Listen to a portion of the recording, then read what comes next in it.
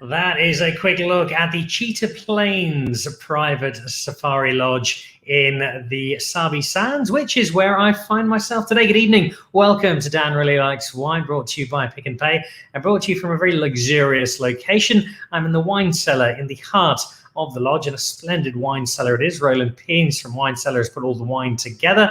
It is a great selection, and I'll be trying some of that wine this evening with the winemakers involved. So not just a really exciting selection of wine, which it is, but also a very cool location from which to sip it. Now, if I look just over my screen and out through the window, I can see a pod of about 20 hippo. The sun is setting gently. Over to my left, there is the pool deck, the site of my producer, Ronaldo, who's in a Speedo, which is a very unfortunate sight, but it is adding another dimension to our evening here. And most importantly, surrounded by such fantastic wine and such African beauty. I'm here with a company called Ranger Buck Safaris, Archie Rutherford and his team, and they put together high-end luxury safaris and tours across not just South Africa, but most of the continent, including going up to see the gorillas in Rwanda or checking out the Delta. But it's the South African safaris I'm particularly fond of. And being here at Cheetah Plains, and tomorrow we head off to Cheetah, a really cool example of just what South Africa has to offer in an industry that, not unlike the wine industry, has been under a fair amount of pressure of late, especially a place like this, which is not inexpensive. And so a lot of the clientele are international, and with no flights, they've been twiddling their thumbs a little, albeit in a beautiful place, for the last little while. So if you are looking for somewhere really special, combination of incredible game viewing, extreme luxury, superb food, and lovely wine, then Cheetah Plains comes with my highest of recommendations. I'm here with Maps Mapanyane and with Janelle de Villiers, the three of us all supporting Ranger Buck. And next week, you'll see a conversation with Maps where we talk about his love affair with wine. And the week after, we will be chatting to Janelle about his wine history and his friendship in particular with Jean Engelbrecht down in Stellenbosch. That's all to come in the next few weeks. Still to come this evening is our wine. Not just the two wine estates or labels that we normally look at, we'll also be bringing in Brian Kluver, because today is International Cabernet Sauvignon Day, and a very happy International Cabernet Sauvignon Day to you wherever you are. I really hope there's a bottle of South African Cabernet Sauvignon either open or waiting to be opened in celebration, because gee, it's a grape we do well here in South Africa, and that is one of the wines I will be drinking today. We're celebrating with Brian though, because as you'll remember, I'm sure from last week, we ran that great competition with Bartney, with Oldenburg, and with Dele Graaf to win a weekend away at Bartney and private tastings both at Bartney and at Dele Graaf and at Oldenburg. And Brian will be doing the draw. You had to name a dish that you felt went particularly well with a Cabernet Sauvignon from the Bunhook.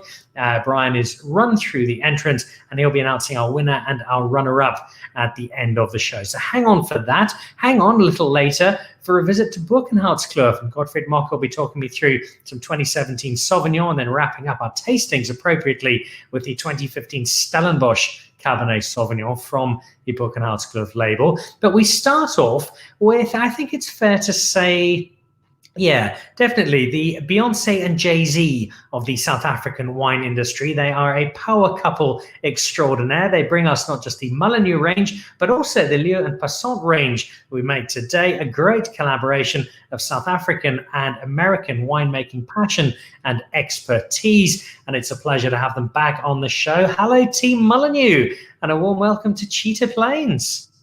Hi, Dan. How are you? Good to see you. Yeah, look, I'm not doing terribly well. I had to try and fit in a treatment in between my swim, and we did a Cup Classique session with Reggie the sommelier earlier. So it's been a busy day, working hard, nothing you would know anything about, but I'm struggling through. We live in a beautiful part of the world, so it's not often we're jealous, but yeah, we are pretty jealous of you right now. So that doesn't always happen. Well, look, yeah, you have every right to be, but you're here in spirit because your wine is here, not just the Molyneux wine, but also the Lieu and Passant wine. And we're going to get cracking with that in just because it's almost impossible to flick through any wine-related social media feed without one of the two of you, if not both, popping up for something you've just done. And it's always something extremely cool. Let's start with some dessert wine that is now about as easy to find as hand sanitizer was 5 months ago. And that is a 100-point dessert wine. I suppose the question that always intrigues me the most, when you get 100 points, such a rarity, how much did it take you by surprise? It's amazing, because when the rest of the world found out is about when we found out as well. People think you're prepped for it, and that a hint is given to you, but we had no idea until it was on social media. So it was a real, very pleasant surprise. Yeah, and it's for our Alerce is a wine we've been working on for 12 years. So it's not it's not an overnight thing. It's something we believe in and we love a lot, and it's a project we've been working on for a long time. So to get the recognition for it has been very special for us. Many reasons I love it. One of them is you two guys are just great people and great winemakers, but also as a category. It seems like every week there's a new wine that's pushing to be the current South African success story, which is great because it shows both the diversity and the dexterity of our South African winemaking industry. But if there is one space that I feel consistently doesn't get enough accolades and plaudits, particularly here at home, it is our collective ability as a South African wine industry to make some spectacular sweet wine. For sure. I mean, if you think back to the history of Vinde Constance and many other sweet wines in South Africa, the muscadels, the Hanepoorts, even into the fortified, the sherries that we made over the centuries, it's really part of our culture. So sweet wine is something that often gets overlooked, and it's good to see producers like Klein Constantia putting such a huge focus into Vinde Constance, and us ourselves with a big focus on straw wine. So. Yeah, it's I think a very important part of South African wine culture that needs to be looked after. And creating a very unique style for South Africa as well. It's the best examples of sweet wine here are not trying to copy other parts of the world. They're really unique and have a strong sense of place. And all the more so in the hands of you two. So congratulations on that. Congratulations too on the new releases. I had to hang up the phone on Greg Sherwood yesterday. He was an hour and a half into telling me about how he was bathing in your new releases. He's that besotted with them.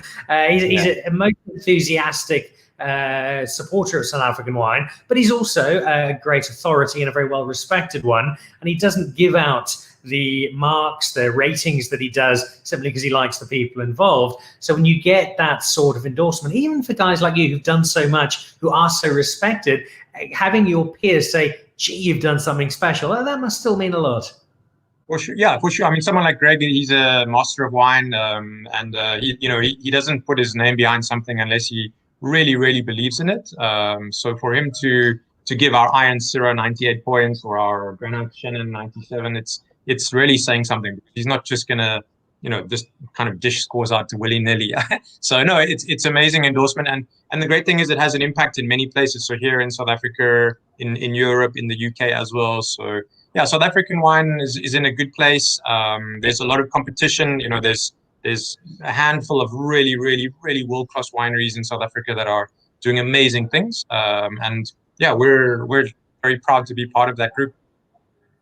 You mentioned the international recognition. We got a message in from Helen Nicol, who just happens to be my mother.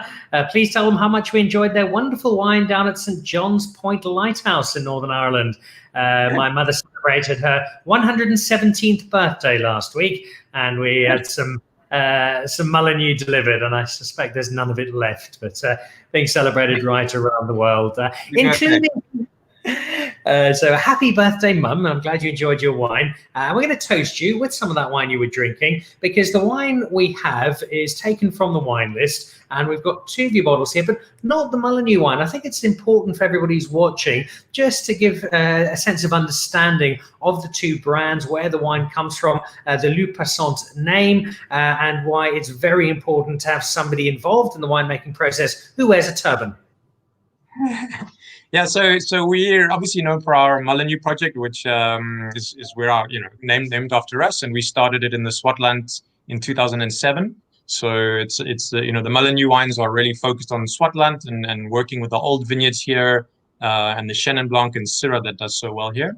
And then in 2013, we started a new project in partnership with an Indian businessman who had started a hospitality group in Franschhoek, called the Liu Collection. And we started a winery on Liu Estates, which is called Liu Passant. And it's not an estate wine. So it's a wine where we really try and celebrate South African wine culture, wine heritage, and the really special vineyards that are in South Africa that are outside of the Swartland.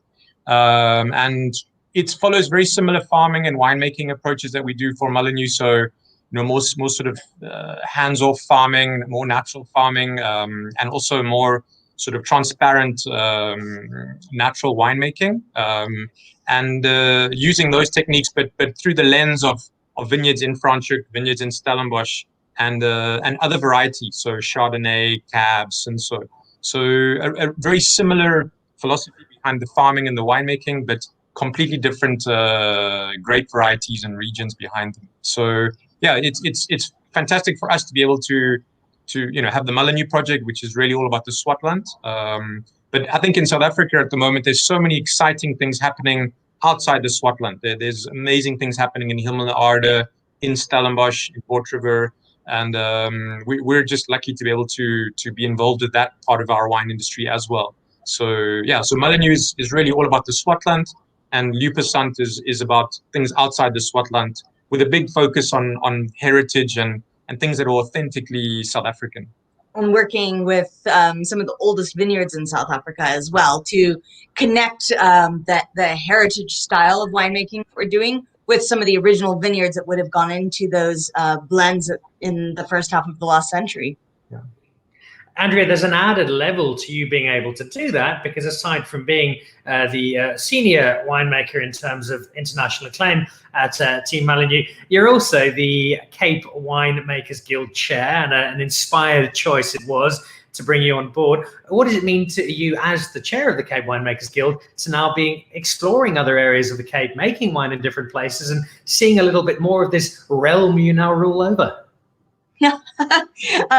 No, I mean, being chair of the Cape Winemakers Guild was an amazing honor, because it's such an incredible group of winemakers that are all striving for excellence.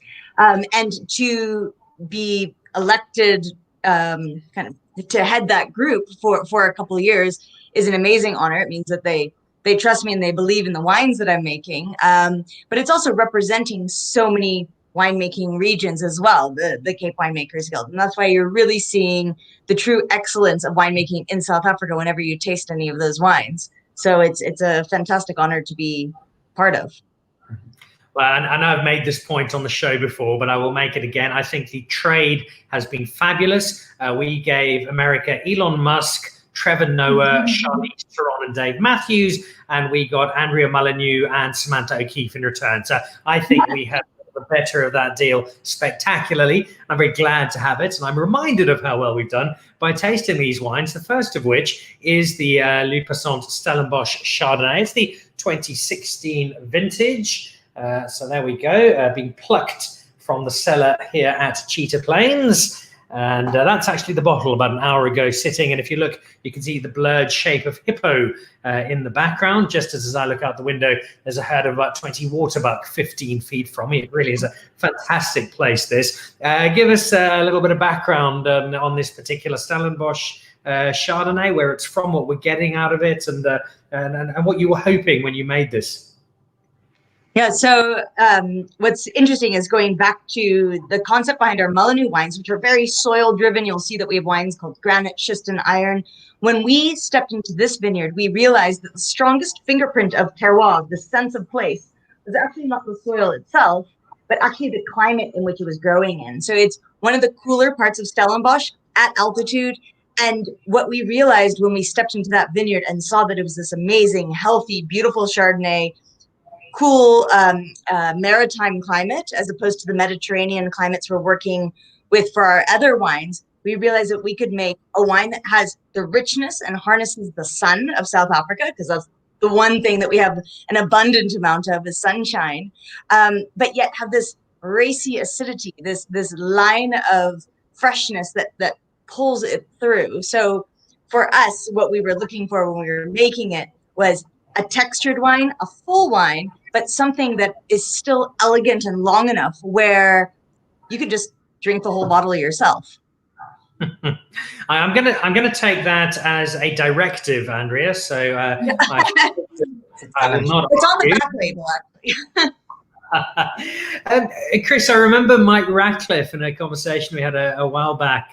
Mike, if you don't know, is the benevolent dictator for life of Stellenbosch as a whole, saying to me that he felt the next big story out of Stellenbosch was going to be Chardonnay. Is that a fair assessment?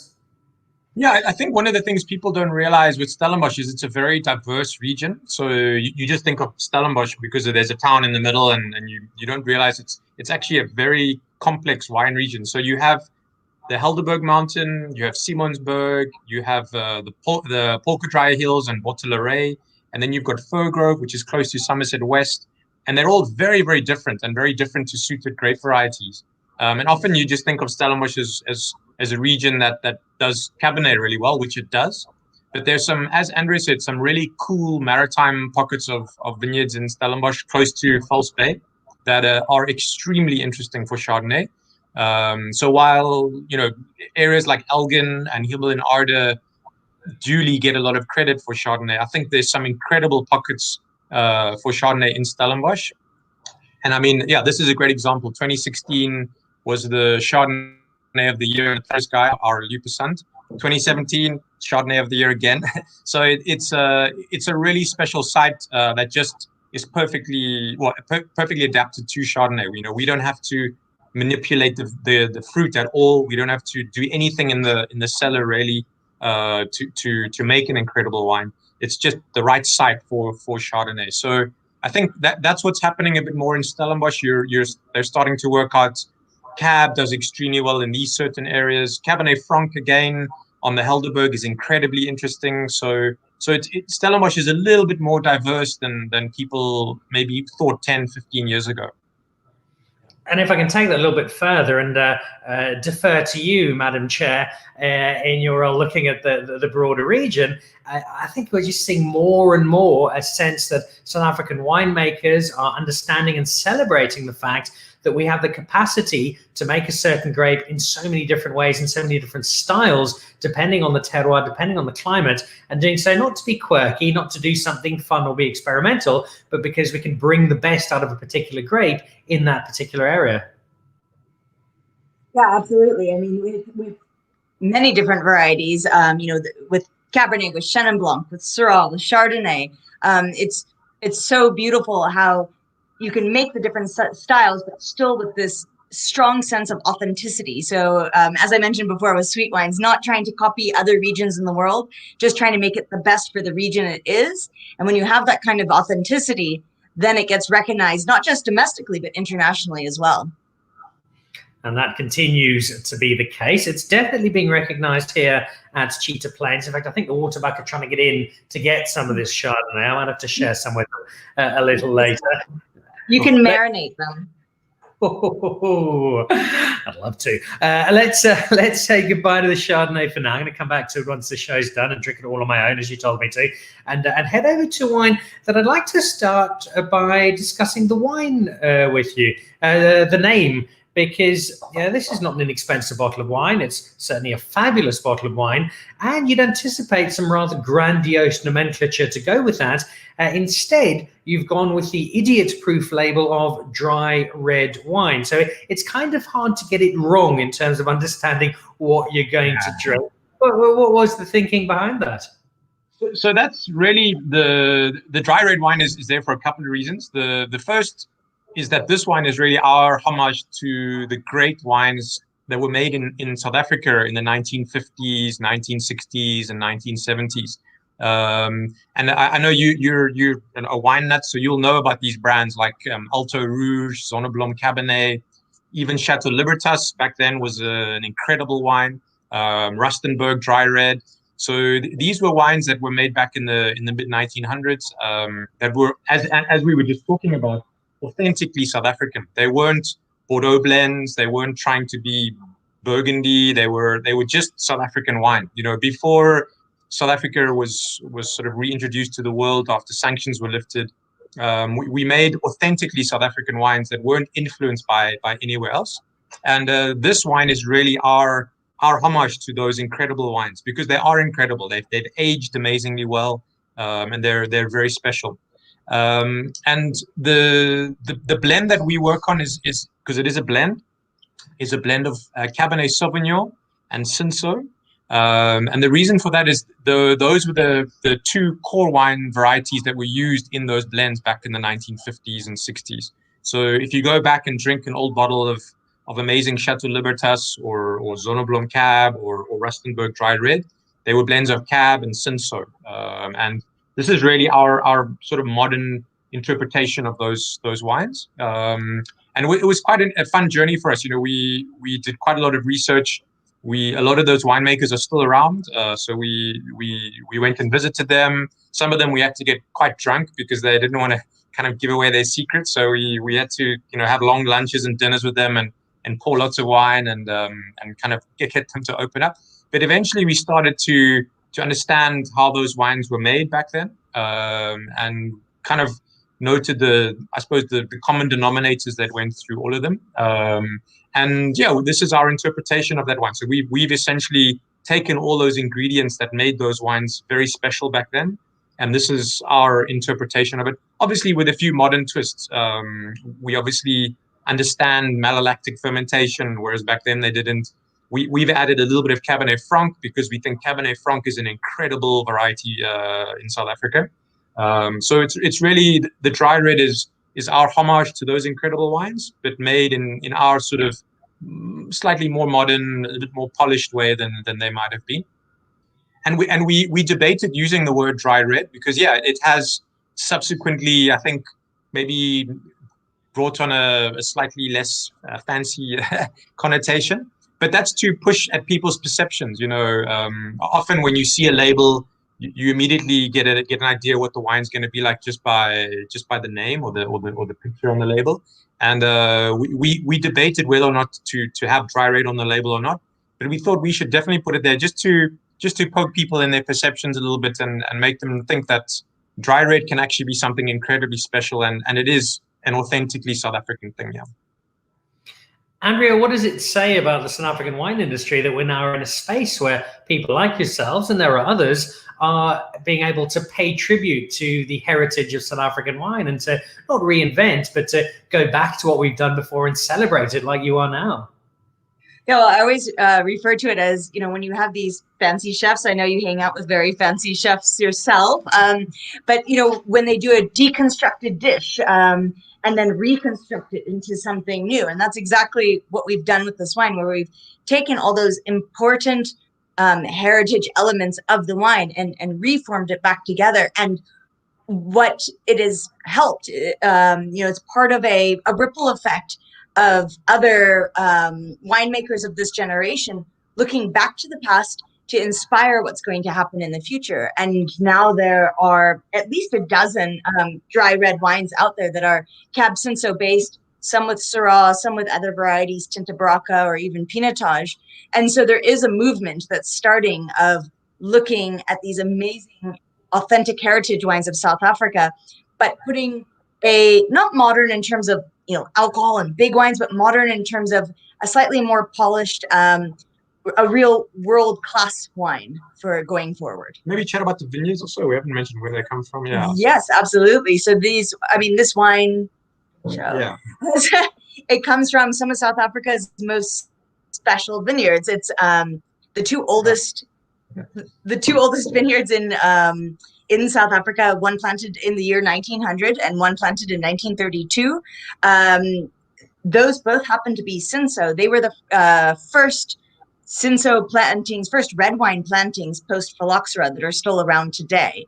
So incredibly special vineyards. The wine is part of the Old Vines Project, which is another incredible movement in South Africa to preserve heritage vineyards and educate about, maintaining them into the future, but also about how to rehabilitate old vineyards.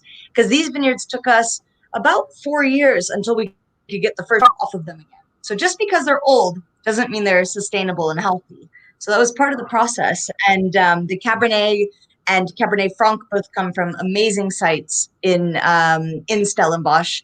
The Cabernet being from one of the oldest bushvine Cabernets that actually is one of the mother blocks for the rest of Cabernet in Stellenbosch.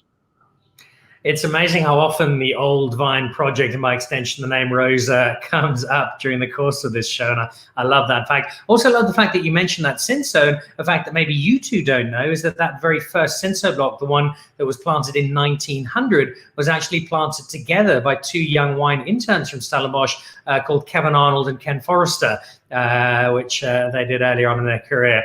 So nice point of historical reference there.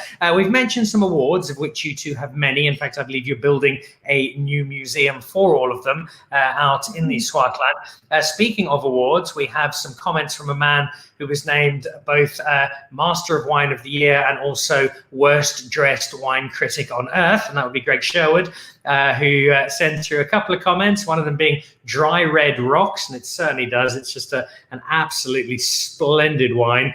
Also says, and I think this is the more important comment, best selection of wines from Molyneux single terroir sites to date. Congratulations, guys. And as we said earlier, we know just how proud you are of that. Question also from Ngoni Mtizwa, who's watching. Ngoni would like to know, how old is the Cabernet vineyard? So it's a blend of a couple of vineyards. So the oldest vineyard is about 35, 36 years old now. And then the youngest is about 15. So it's not a single vineyard of Cab. It's about 4 different parcels together. So it's, yeah, all in the sort of on the Helderberg to the Polkerdry area. So sort of again, the cooler parts of Stellenbosch. And we love to work with those sites because you can pick the fruit a little bit later in the season. They ripen a bit more slowly, but with not high alcohol. You know, it's still a nice moderate alcohol level. So you'll see the wine it's rich, but it's not super dark and super sweet and over the top. It's obviously intense, but it has a wonderful freshness and balance that runs through it at the same time. It does indeed. And I love the fact that between those two vineyards, there's about a 20-year age gap, so much the same as the two of you. Last question before we let you go. We've got Gottfried from Boelenhoutskloof waiting to jump on for his Semillon and his Cab. A question that came through a little earlier from one of our YouTube watchers, which I've held to the end, came from Grant Sauls, who's a great supporter of the show. Grant, thank you for watching. Says that he's looking forward to the CWG auction end of September. Anything special to pay attention to? Grant, put in the diary for the 1st of October, when I will be live from Element House. We'll have a very special show with our chairperson for life of the Cape Winemakers Guild, and Andrea will be talking us through it a little more detail. But maybe just for now, anything special to look forward to? Anything we should be warming up for? Well, it's the first live online auction that we're ever doing. It's going to be on the 3rd of October. So from the 1st to the 3rd of October, Dan, it's quite a quick turnaround period there. But it is a spectacular range of wines this year. Because it's our first online one, we're only doing 21 cases of each. And that 21st case is a special charity item to help out the Lismore Vineyards with Samantha O'Keefe after her terrible fire she had last year. It's a wonderful, wonderful gesture. Andrew, I look forward to hearing more about it the 1st of October. It's going to be a really cool show. We're going to have some surprise guests on that one as well. Chris will be at home doing the washing up while Andrea gives us some updates. And one last comment from Master of Wine and terribly dressed wine critic Greg Sherwood. I have to say the interest in the Lieu-Passant Cabernet is off the charts. Crazy, but we hope to have the wines in the UK soon, which I'm sure we will. Guys, thank you so much. It's always a delight catching up with you. And from all of us in South African wine, you do such a great job in celebrating our wine and in flying that flag. And it means a lot more than I suspect you might realize. So keep up the great work, and look forward to seeing you both again soon. Thanks so much for including us, Dan. We appreciate it. And enjoy Cheetah Plains. It looks awesome, really does. So we can't wait to get there. Cheers. All right, well, I have to finish off the show because I've got a massage booked in about half an hour. It really is tough here at Cheetah Plains. All right, so Team Molyneux, Chris and Andrea, they do just such a wonderful, wonderful job. And that the Lieu and Passant range, which forms part of the wine list here at Cheetah Plains. I am traveling up here with Ranger Buck Safaris, and amongst other things, seeing great game, eating terrific food, enjoying the splendor and the luxury of Cheetah Plains, trying out the cellar. I've tried out some Passant. I'd also like to try out some Boelenhoutskloof because we've got 2 cracking bottles from there on the wine list here as well. So let's head straight out to Franschhoek and find Gottfried Mocker. Gottfried, good evening. Hi, Dan. Great to be here. Great to be on your show. Thank you. Great pleasure. It's the second time we're seeing each other virtually, and not too long a time. We had you on the UK Wine Tribe, South African Wine Tribe, with Greg Show and Wines of South Africa, with your brilliant Syrah. We're now here at Cheetah Plains with you on the show. For people who don't know the Gottfried Mocker story, it's a really cool one. You've got a very exciting wine background and a really cool journey. Give our wine fans on Dan Really Likes Wine just a little bit of an introduction to who Gottfried is and how you find yourself now as chief winemaker at the Boelenhoutskloof Empire. No, it's interesting. I mean, I come from the Overberg, so I was brought up in a farming community, and so after school I kind of packed my bags and went traveling through Europe. I got a job in a vineyard in Assmannshausen and started working in a vineyard. So I enrolled into an apprenticeship eventually.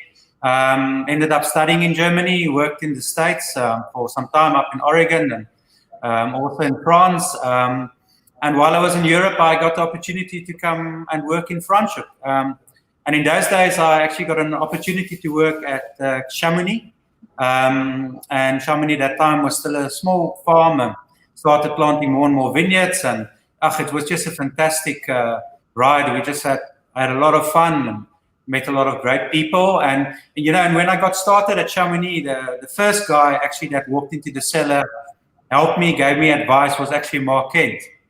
And since then we've just had a very close journey together, and he's had a big impact on my winemaking career. And so a few years ago he approached me again, and we've chatted quite a bit about it before, but and then he said, he thinks it's now time that I need to come and move to the upper Boerenhoek in Franschhoek.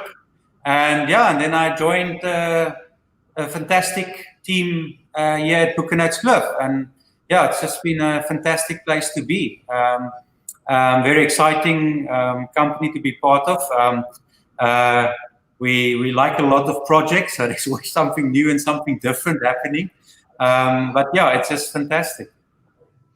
You have a role, when I look through, it looks entirely intimidating to me in terms of what it asks of you, because the Boelenhoutskloof story is both a broad one and an enormously successful one. I think of walking into a wine bar in San Francisco and finding a bottle of Chocolate Block. I think of my time at Cape Talk 20 years ago now and asking John Matham what the best red wine in Franschhoek was, and he told me it was the Boelenhoutskloof Syrah. I think of the number of people who have the Wolf Trap as their go-to bottle of wine during the week, delivering great wine at an absolutely terrific value. You've got so many different brands, so many different wine from all parts of the Cape. How challenging is it to balance all of that, to keep a sense of identity within the different brands, and to know what's happening in this broad cellar of yours? It's always difficult to explain. I don't always know what to say to people, but it always makes it easy to work with wine. And I know we work with a lot of vineyards. We work with vineyards all over the Cape. We farm a lot of vineyards at the moment. We're still developing more vineyards. But the fact is, I work together with a fantastic group of people. I mean, you guys know Porceleinberg of Kali Low, Heinrich and Johan at the Helderberg facility. Obviously, Mark being a winemaker himself. I mean, he's obviously the managing partner for Boelenhoutskloof. And I think because it's a group of like-minded, passionate wine people, we just kind of get on with it. And I think we spend a lot of time actually also enjoying wine and being passionate about wine. And I mean, we like to drink a lot of foreign wines. We like to understand wines all over the world. And I think the fact that we don't follow all the classic rules, we tend to kind of being a bit unafraid to experiment with the unconventional kind of approach type of thing.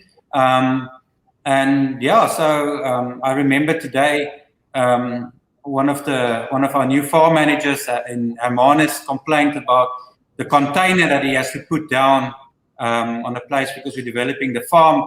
And then he said to me, the road is bad and the truck can't come in and there's a problem with the cranes. And I said to him, there's something we always say, Boelenhoutskloof, and that's the first thing I learned here, that if they can put a man on the moon, then don't tell me you can't put a container on the farm. So I said to him, just remember that, and then you'll be fine.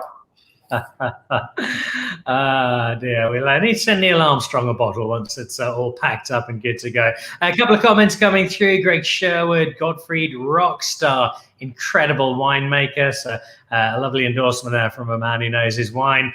And Lisa Harlow agreeing with that sentiment. Agree, Greg. Can't wait to see his influence on Bunhook wines, and I think we're already seeing that influence. We are seeing that influence on a range of wines, a range of brands. The brand we look at today is Boelenhoutskloof, and we start with some Semillon.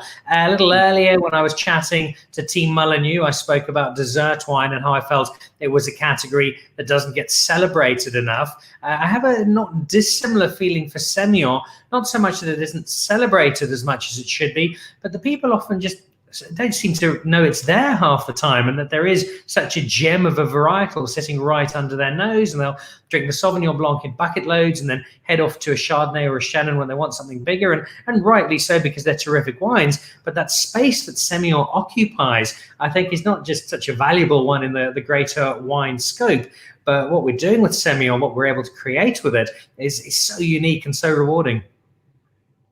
Yeah, Semillon for me is important. I always say Franschhoek is to some extent home to old vine Semillon. Mark already started working with old vine Semillon in 1996, and that was already long before old vines became fashionable. I mean, obviously now, because of the whole stories and the wonderful work that's been done by people like Rosa Kreur, Eben Sadi with his old vineyard Reeks, and those fantastic individuals, they really make people aware of old vines, and I think people find it interesting, and then through that process they experience also Semillon. Obviously it helps for us because Semillon sells as our premium white from Boelenhoutskloof, and Semillon is really, really interesting from Franschhoek. I always say from all the wines we make, this is the only wine that nobody can ever copy. And there's a good reason for that. I think Semillon has been growing in this valley for so long. If you know, there's also a lot of the Semillon is actually Semillon Gris because of the mutation. And I think through this whole process, Semillon seems to have a real sense of place. It seems to becomes one with the environment, and through this we have a very distinctive personalities and characters that we get in these vineyards. The vineyards we're working with, one of the oldest vineyards, planted in 1902, and then the other vineyards is 1942, 1936, and then a little bit of Muscat that was also planted in 1902. And I think every parcel somehow brings in something different, and it's just fantastic to work with these vines, and to see that even South Africa, we've gone through quite a drought. Few vintages, since 2016. I always say these are the only vineyards that seems to have kind of less influence by this. They just seem to maintain all those wonderful flavors and fruits. So, they've obviously gone through this process before, so it's just a fantastic grape, and it's really one of the whites where I can always say it makes truly gastronomic style wine, and that is for me always very important.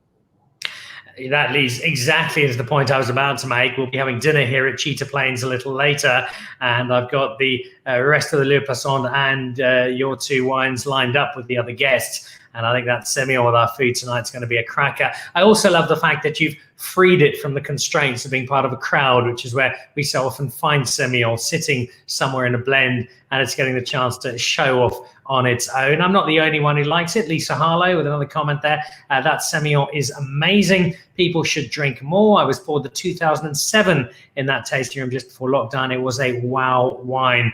And that makes another valuable point that we bang on about quite often here on Dan Really Likes Wine.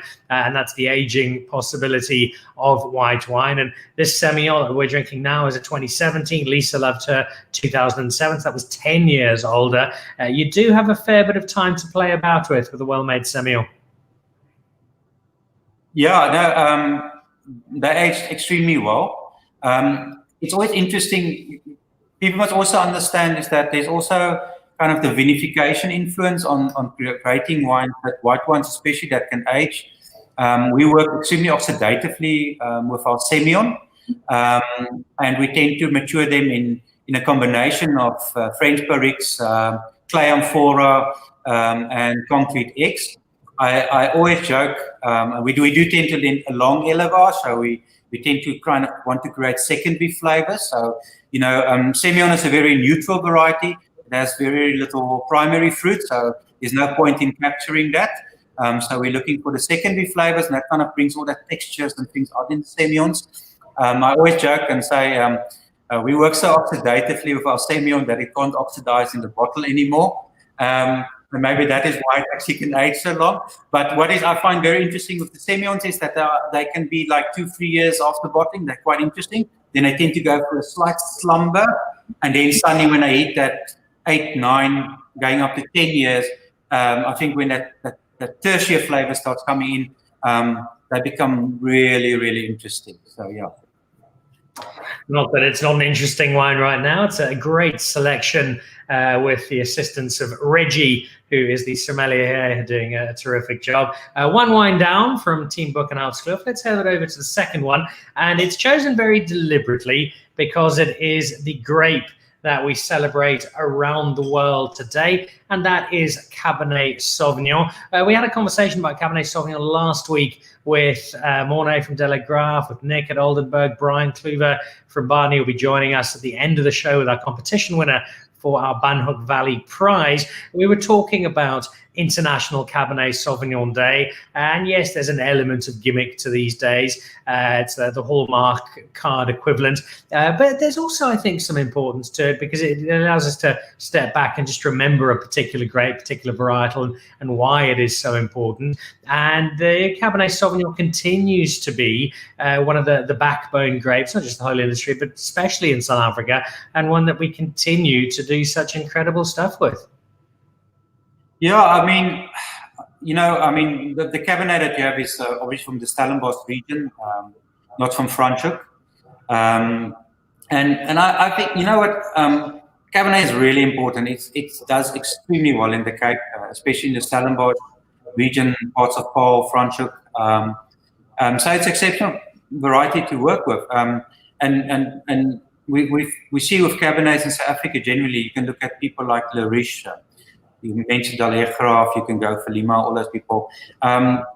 It's really, really internationally styled Cabernets. I mean, obviously with our own characters and our own personality and all of that, but it's really, really good stuff. And people are taking note. And also what I find very exciting with these wines is, once again, our Cabernets, they do age extremely well. And I find that it can be also quite diverse. We have wonderful modern style Cabernets. We have people going back to more traditionally style Cabernets again. And they're all exceptional. They're all just really, really good drop. Well, let's try your particular Cabernet Sauvignon. Boelenhoutskloof is out in Franschhoek, but the wine that goes into any of the Boelenhoutskloof range comes from all over the place. This is Stellenbosch. Talk to us about where this wine is from and why you were inspired to select that particular spot to create this particular wine. Right. So, you know what? Boelenhoutskloof, Franschhoek is like 4% of the total wine industry. And so Boelenhoutskloof over the years obviously had to expand. And then with the acquisition of a winery that we bought, it's actually the oldest cooperative in South Africa, and we bought this old winery. It was then basically changed over in a more functional winery, and that was about in 2009. And due to this acquisition, and it's in the Helderberg region, so we always joke the Helderberg is very important for Cabernet. It's like Pauillac is in Bordeaux, and so that kind of gave us that opportunity to actually look at making a second premium Cabernet. So Boelenhoutskloof has always traditionally only made one Cabernet, and that was the one from Franschhoek. And so we said, right, let's do something interesting. And so the wine you're tasting is actually our second vintage. Obviously, 2015, a very celebrated vintage in the Cape. And yeah, the Helderberg, I know Chris and Andy also spoke a bit about the Helderberg. It's more like a maritime influence there. It's quite close to False Bay. It's a great region for growing Cabernet. A lot of coffee clip and decomposed granite soils there, and creating, Cabernets with really like that graphite, spicy tobacco flavors and that type of thing. And we like Cabernet Franc, so you see we've always traditionally liked to blend Cabernet Franc pretty much in anything that we can find. And so there's about 14% Cabernet Franc also blended into this Cabernet. The Cabernet is made from four vineyard sites, and we tend to obviously follow more, a classic kind of Bordelais approach, I guess, if you want to say it that way. Ferment in concrete and then kind of élevage or aging about 18 months in thin stage chateau barrels. We like to polish our Cabernets a bit. We like to get a bit of that fine textured style Cabernets. I think with our style of Cabernet, we kind of like to show a bit the power of the new world and the elegance of the old, and that's kind of what we like to do with our Cabernets, and it's been fantastic. It's now the new vintages are becoming, I think, showing, looking at all the wines we do, it's now becoming a style of Cabernet that has now, that has its own sense of place and our own very specific style of Cabernet. It's been a theme throughout the evening, or certainly wasn't intended, but that reminder from both you and from the Boelenhoutskloof of the importance of our older vines and this sense of heritage that comes through wine. And it's a wonderful way to close up our celebration with another affirmation of this great history. Before we let you go, though, we do have two last comments. One from Reginald, just saying, Gottfried, I'm inspired by the respect you have on the terroir and continuation with Semillon masterpiece. You are simply the best. So there we go. That's Reginald. He's actually Gottfried's cousin. So lovely to have family appreciation. And then Ngoni, you had a question for us a little earlier, comes back with a second one now. Wanting to know what the inspiration is behind the 7 chairs on the Boelenhouse labels. Good question, Ngoni. What is the inspiration? Firstly, the name Boelenhoutskloof. The ravine of the Boekenhout, so the Cape Beechwood, which is obviously a lot of beyond the farm. And then if you look at the label of Boelenhoutskloof, you see these are the late 18th century new classic style chairs. And so obviously the Cape Beechwood was sought after in making these chairs. And I think through the label, you see there's also 7 chairs, so there were 7 partners when they started the company of Boelenhoutskloof.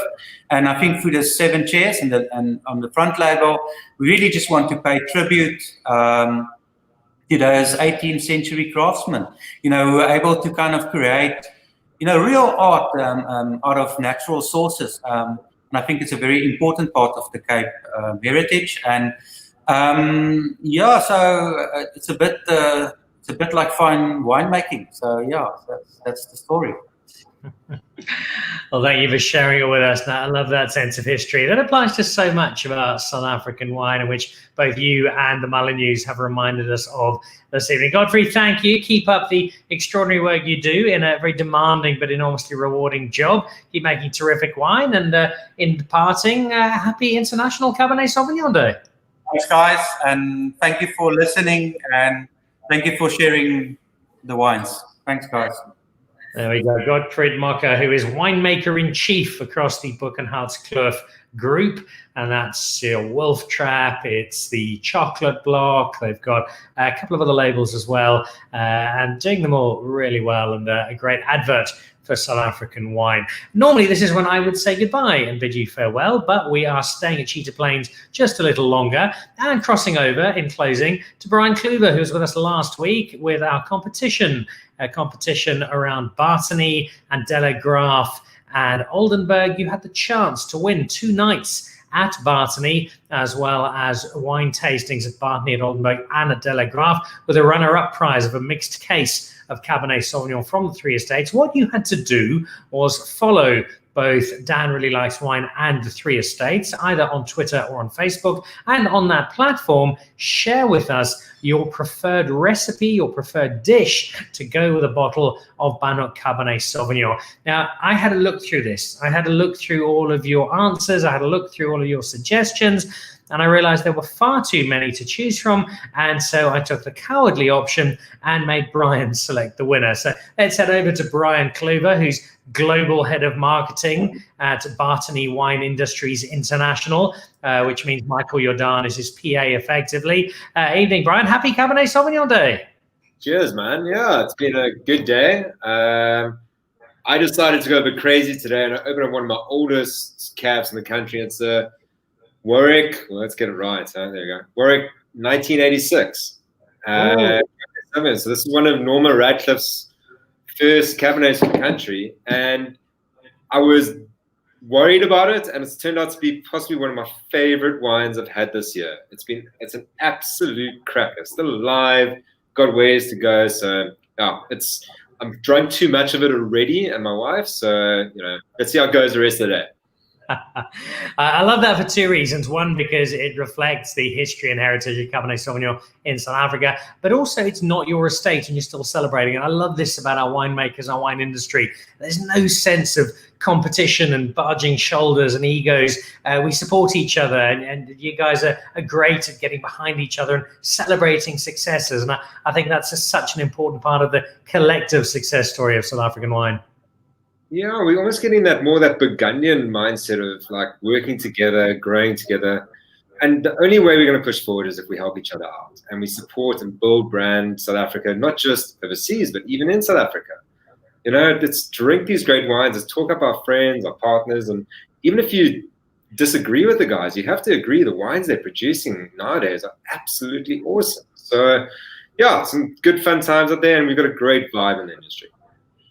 Well, the wine is extremely good, and you are going to be able to find that out firsthand if you are our lucky winner. Brian, I gave you a difficult task, and that was to go through the entries, and gee, there were a lot. So I think this is as popular a promotion competition engagement we've ever had on Dan Really Likes Wine, which I think speaks to both the love of Cabernet Sauvignon and the excitement of the prize you put up for grabs. There are 2 prizes. One of them is a weekend at Bartony, where you'll be able to gaze out at sunset over the lake, where the Jordans are famous for their sunset skinny dips and drink some beautiful wine, and also head out to Delagraaf and Oldenburg for some tastings, and then a second prize of a mixed case. I thought the creativity was fantastic. I remember somebody coming up with a great idea for a piece of seared tuna, and there were a couple of vegetarian options which will appeal to the militant vegan that I know you are.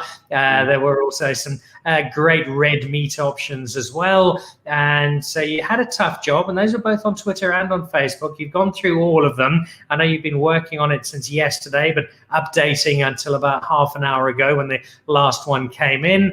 What is your winning meal, and what is our runner-up? Okay, so all the fights and sorting out your mother's options, I've decided to go firstly with second prize, and I was a little bit disappointed by the vegan options, to be 100% honest. But anyway, I've found a middle ground with a vegetarian, and that's going to go to Courtney Ashley Dower. So she came up with the Greek vegetarian moussaka. And what I like about this is that tomato is dangerous with red wine in general because it's got high acidity. So she's mixed it in with a bechamel sauce, which will kind of bring that acidity down. So that's why I've gone with her. So she's going to get that 6-bottle case of Bartney, Oldenburg, and Dalle wine. Well and then done, yeah. Congratulations. Yeah, it's pretty awesome. I don't know, she might be a friend of yours, but I have no connection there. And then I possibly mostly because of the effort and maybe the sneaky bottle of Bartney in the background was the winner for me.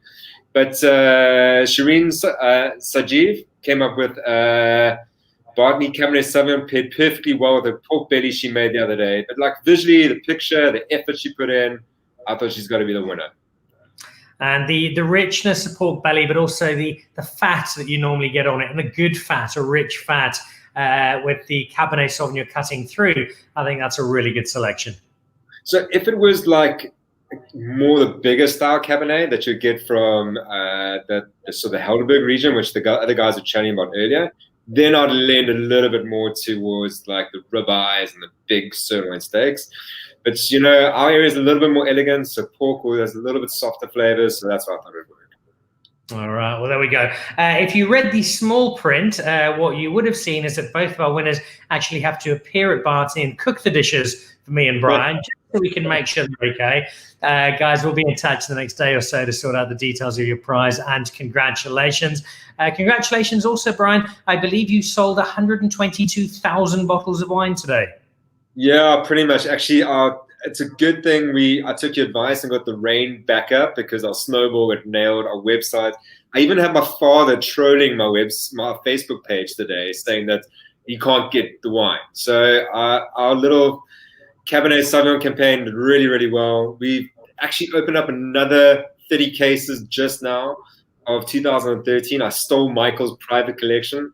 He's currently in the Northern Cape on holiday with bad reception. So we pretty much just went to his private cellar and grabbed a whole bunch more cases. So if anyone wants to sneak a couple more cases, it's on the website.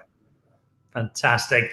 Brian, thank you so much for a wonderful competition. Thank you for celebrating Cabernet Sauvignon. Thank you for doing the judging, which was your toughest job of all. Enjoy the rest of the evening. Enjoy that 86 Warwick. And we look forward to sharing some more Bartney with you again soon on Dan Really Likes Wine. Awesome, guys. Cheers. Have a great day.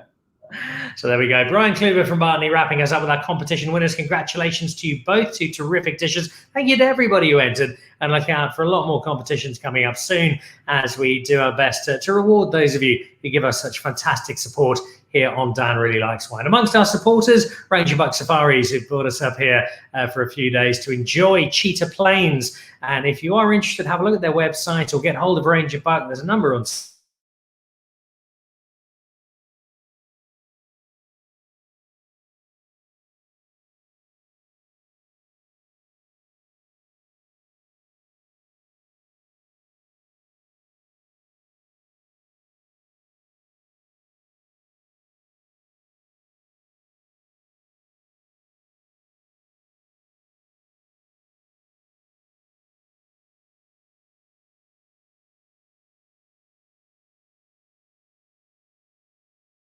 there we go, got you back. So also a big thank you to all of you for being part of the show this evening. To the Molyneux, to Chris and Andrea, thank you very much indeed. Also a big thank you to Gottfried from Boelenhoutskloof and to Brian for closing things off. Huge thank you to Cheetah Plains for looking after us. Roland doing a wonderful job with the cellar here, and Ranger Buck on call if you'd like to put together your own safari and come and visit Cheetah Plains. I'll be back with you again next Monday evening, and if I'm not mistaken, I think we've got Peter Allen Finlayson on the show on Monday with some of his fabulous Pinot Noir, and also Donovan Rahl, who is making waves wherever he goes. His new releases came out about a month ago, and they are something special. So that wraps us up for today. Dan Really Likes Wine, brought to you by Pick and Pay. Make sure you're a member of that Pick and Pay Wine Club. Terrific rewards, great selection of wine, and some fantastic discounts on 10 different wines every single month, plus a super online shop. If you're not a member, just SMS your smart shopper card number to the digits on screen, and you'll be a member absolutely free of charge. I'm off to have a massage, enjoy some sundowners, and have a great dinner here at Cheetah Plains. Enjoy the rest of the evening. Have a great weekend. We'll see you back again next week. Good night.